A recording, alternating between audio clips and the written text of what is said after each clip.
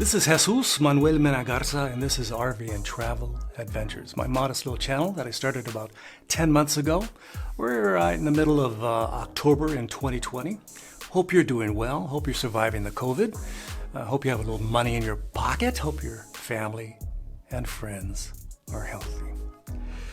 In this edition, I talk about truck towing capacity. A lot of us have trucks and we tow something behind it, either it be a fifth wheel or a travel trailer or a toy hauler. Some are very aerodynamic and others are gigantic, okay?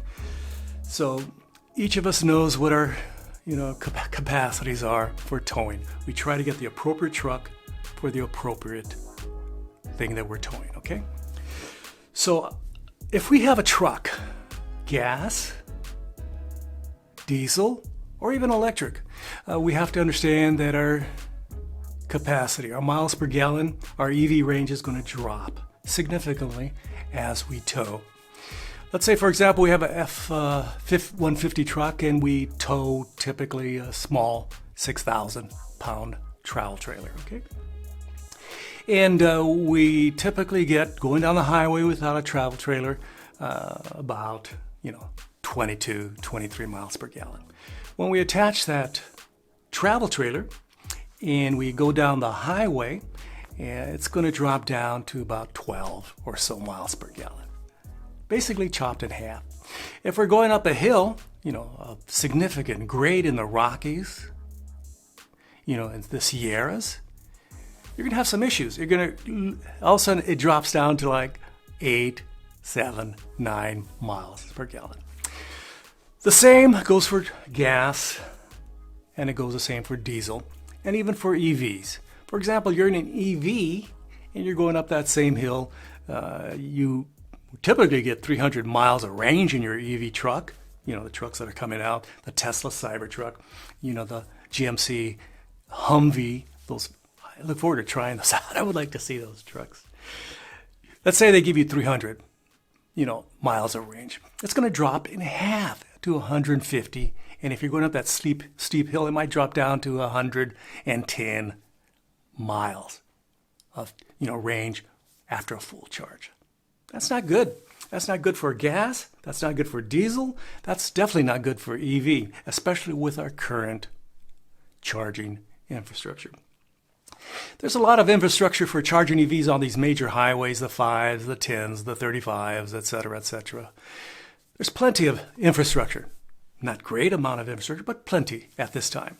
But when you're going down those country roads, going to your camping destination, typically when you're going camping, you're going down a country road, passing by these small little towns, 100 people, 50 people, 500 people, and you're going down the road to your campsite in the mountains, near the beach, near that beautiful lake, near that beautiful river. It's absolutely fabulous.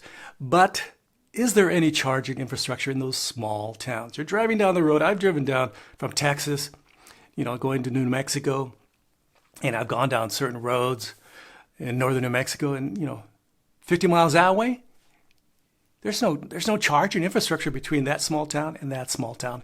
And there's, there wasn't in that job. There's not one back there, but way back there was some charging infrastructure, and that wasn't enough to get me from point A to point Z. So we have to create this charging infrastructure for these small towns, okay? One charging place, maybe 2 charging places, please, okay? So if we go to Chicago, there's hundreds of places to charge your EV, be it a CyberTruck or just a Nissan Leaf, anything. It's not a problem. It's not a problem.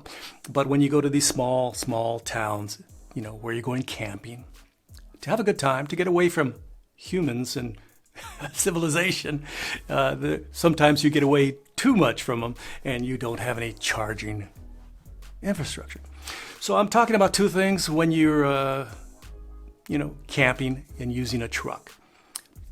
The capacity of the truck to go from point A to point B, towing something, it's diminished. Your miles per gallon, your EV range is diminished significantly. And if you're going up a hill, it's even diminished even more. And we've got to be very careful about that. So what do we have to do to ameliorate the situation?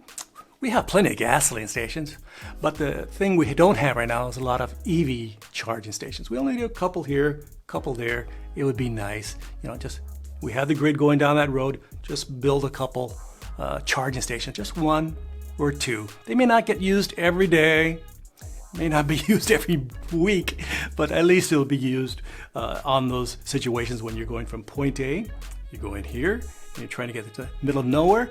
At least there's a spot where you can charge your RV, okay? I mean, not charge your RV, or charge your truck. And maybe even charge your RV. Maybe get an all-electric RV. That would be nice, huh? So this has been Jesus Manuel Mena Garza. Hope you're having a fantastic day. If you have any questions, please leave them below the description. Any comments, please leave them below the description. I'd appreciate it. And if you have the time, don't forget to like, subscribe, and share. Again, thank you very much. Again, my name is Jesus Manuel Mena Garza. I'm in Fort Worth, Texas. This is RV and Travel Adventures. Gracias. Adios.